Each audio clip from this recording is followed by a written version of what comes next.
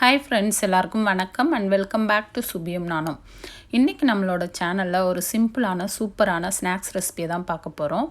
வீடியோக்குள்ள போறதுக்கு முன்னாடி இன்னுமே நம்ம சேனலை சப்ஸ்கிரைப் பண்ணலனா சப்ஸ்கிரைப் பண்ணிக்கோங்க. வாங்க வீடியோக்குள்ள போலாம்.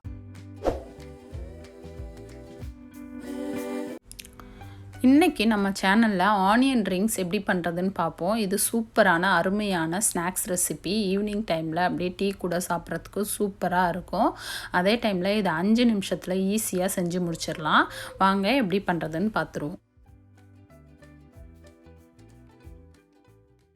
இதுக்கு நான் பெரிய சைஸாக வெங்காயம் எடுத்திருக்கேன். இதை இந்த மாதிரி ரவுண்டாக கட் பண்ணிக்கோங்க. கொஞ்சம் பெரிய சைஸ் பீஸாகவே கட் பண்ணிக்கோங்க. ரொம்ப தின்னாக கட் பண்ணிட்டீங்க அப்படின்னா நமக்கு ரவுண்ட் வந்து சரியாக வராது. அதனால் இந்த மாதிரி பெரிய பெரிய ஷேப்பாக கட் பண்ணிவிட்டு இதை நம்ம தனித்தனியாக பிரித்து எடுத்துடலாம். ரிங் மாதிரி பாருங்கள், நான் ஃபஸ்ட்டு எடுத்தது எனக்கு ரிங் மாதிரி வரல, அதனால் நான் எடுத்துட்டேன். அதுக்கு அடுத்து வர்றது நல்லா வந்திருக்கு. சில வெங்காயம் கட் பண்ணதுக்கப்புறம் ரிங்காக எடுக்க முடியாது. நீங்கள் பார்த்து ரிங் டைப்பில் எடுத்துக்கோங்க.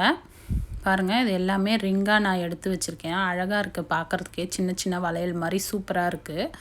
ஸோ இந்த மாதிரி கட் பண்ணி நீங்கள் ரிங்காக ஆனியன்ஸை எடுத்து வச்சுக்கோங்க. மீதி இருக்கிற ஆனியன்ஸை நம்ம வேறு எதுக்காவது யூஸ் பண்ணிக்கலாம்.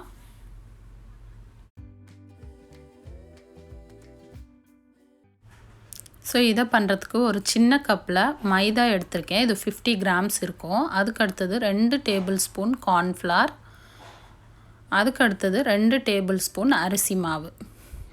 இந்த 3 மாவும் தான் இதுக்கு தேவையானது. அதுக்கு அடுத்தது நம்ம காரத்துக்கு 1 டேபிள் ஸ்பூன் சில்லி பவுடர் எடுத்திருக்கேன். நெக்ஸ்ட்டு இதில் 1/2 டேபிள் ஸ்பூன் மிளகு, பிளாக் பெப்பர் ஆட் பண்ணிக்கலாம். அடுத்தது தேவையான அளவு உப்பு ஆட் பண்ணிக்கோங்க. அவ்வளோதான். இதை எல்லாமே சேர்த்து நல்லா மிக்ஸ் பண்ணி விட்டுருங்க. எல்லாமே மாவோட மிக்ஸ் ஆகிற மாதிரி நல்லா மிக்ஸ் பண்ணிக்கோங்க. ஸோ இந்த மசாலா எல்லாமே நீங்கள் எந்த அளவுக்கு ஆனியன் ரிங்ஸ் உங்களுக்கு தேவைப்படுதோ அதுக்கு தகுந்த மாதிரி அட்ஜஸ்ட் பண்ணிக்கோங்க.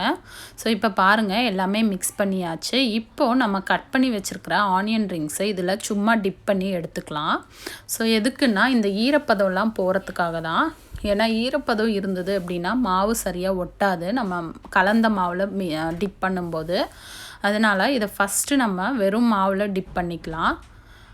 அதுக்கடுத்தது கொஞ்சம் கொஞ்சமாக தண்ணி ஊற்றி இதை மாவாக கரைச்சிக்கலாம். ரொம்ப தண்ணியாக இருக்கக்கூடாது, ரொம்ப கட்டியாகவும் இருக்கக்கூடாது. சரியான பதத்தில் நம்ம கரைச்சி எடுத்துக்கலாம். இப்போ பாருங்கள், இந்த அளவுக்கு நான் மாவு கரைச்சி எடுத்திருக்கேன். இந்த அளவுக்கு இருக்கணும், அப்போ தான் டிப் பண்ணுறதுக்கு கரெக்டாக இருக்கும். ஸோ பார்த்து எந்த கட்டிகளும் இல்லாத மாதிரி கலக்கி வச்சுக்கோங்க.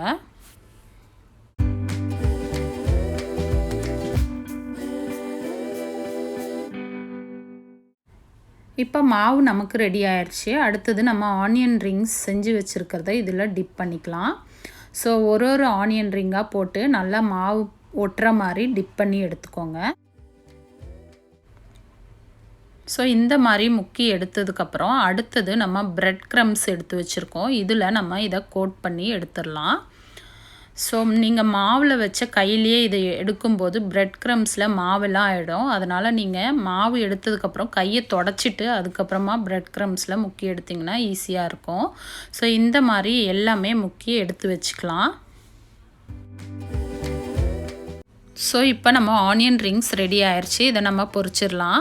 ஒரு பேனில் எண்ணெய் சூடான உடனே நம்ம செஞ்சு வச்சுருக்கிற ஆனியன் ரிங்ஸை ஒவ்வொன்றா போட்டு பொரிச்சிக்கோங்க.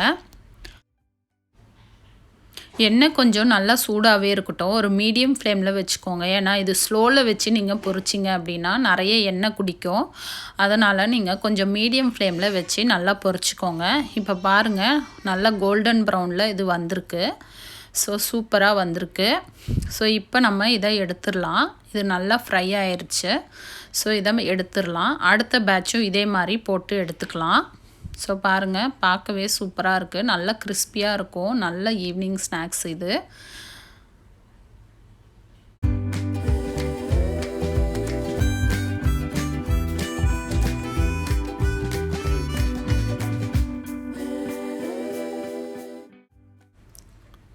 ஸோ இதே மாதிரி நம்ம செஞ்சு வச்சுருக்கிற எல்லா ஆனியன் ரிங்ஸையும் போட்டு நல்லா கோல்டன் ப்ரௌனில் பொரித்து எடுத்துக்கலாம்.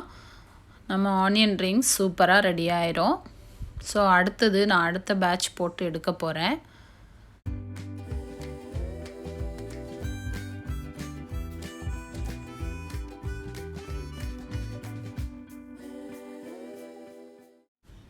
ஸோ பாருங்கள் எவ்வளோ நல்லா வந்திருக்கு. அவ்வளோதான், நம்ம ஆனியன் ரிங்ஸ் ரெடி பண்ணியாச்சு. இதையே எடுத்துட்டேன்.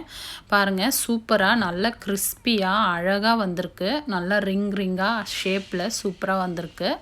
ஸோ இது அவ்வளோ டேஸ்ட்டாக இருந்தது. டீ டைமில் சாப்பிட்றதுக்கு ஒரு நல்ல ஸ்நாக்ஸ். இது கண்டிப்பாக குட்டீஸ்க்கும் ரொம்ப பிடிக்கும். ஸோ கண்டிப்பாக உங்கள் வீட்டில் ட்ரை பண்ணி பாருங்கள். இந்த ரெசிபியை ட்ரை பண்ணி பார்த்துட்டு கமெண்ட் பாக்ஸில் எப்படி இருந்ததுன்னு கமெண்ட் பண்ணுங்கள். மறக்காமல் நம்ம சேனலை சப்ஸ்கிரைப் பண்ணிக்கோங்க. தேங்க்யூ.